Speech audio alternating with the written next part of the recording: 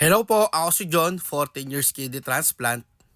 Ngayong araw pag-uusapan natin or may sasabihin lang po pala ako sa inyo, um, wala pong bayad ang guarantee letter. Ultimo piso, wala po kayong babayaran na guarantee letter. Nakakalungkot lang din na ultimo tayo na mga kidney transplant, tayo na mga dialysis patients, or tayo na may mga karamdaman, sinasamantala pa rin ng mga scammer. Um, Kailangan natin ng pera, may sakit tayo, tapos lolokohin pa tayo ng ibang tao, 'di ba? I-share ko lang din sa inyo tong nag-PM sa akin. Ito, yan. Kung nababasa nyo dito, na-scam siya ng agent na siya raw magpa-process ng guarantee letter niya.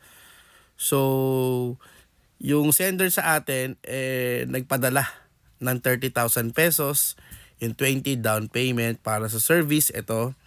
Then 10K naman nauna sa PhilHealth Z package. Yung tao na yon ay nasa abroad. Totoo po itong nangyari. Hindi ko na rin po babanggitin kung ang sino yung pangalan. For privacy na lang din po. Gusto ko man i-share sa inyo, baka sabihin kasi gumagawa lang ako ng kwento. Which is nangyayari po talaga to. Actually, hindi na po to bago sa akin. Marami na rin po ako naririnig ng mga ganito. Pero hindi ko na lang din po pinapansin. Kaya ako gumawa ng video na to para matigil na yung mga ganitong bagay. Na wag na sana tayong mabiktima ulit. 'Di ba? Napakalaking amount nito. Malaking bagay to para sa atin, lalo na sa mga nagda-dialysis. Actually, dialysis patients yan nasa abroad. Uulitin ko po, wala pong bayad ng guarantee letter na nakukuha sa mga gobyerno. Dahil binayaran na po natin yon sa pamamagitan ng mga taxes natin. So, ultimo piso, wala po kayong babayaran sa pagpaprocess ng guarantee letter. Lalo na sa mga C-package, yung PhilHealth na yan, wala po kayong babayaran na agent. Na wala pong agent or kahit sino man tao na nagpuproseso ng guarantee letter bukod sa pasyente mismo or sa mismo may sakit.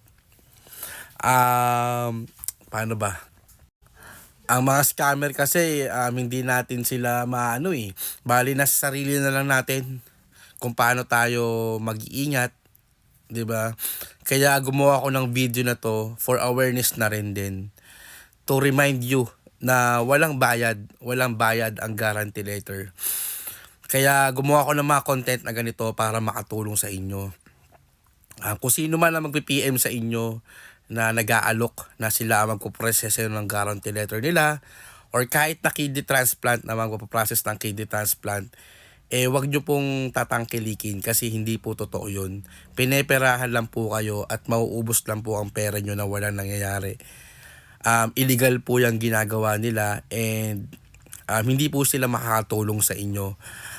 Kayo mismo ang makakatulong sa inyo kung paano kayo makakakuha ng guarantee letter at kung paano kayo makikidney transplant. Again, bago matapos tong video na to, uulitin ko po ulit na wala pong bayad ang mag-process ng guarantee letter. Kahit sa anong agent ng government, wala po kayong babayaran.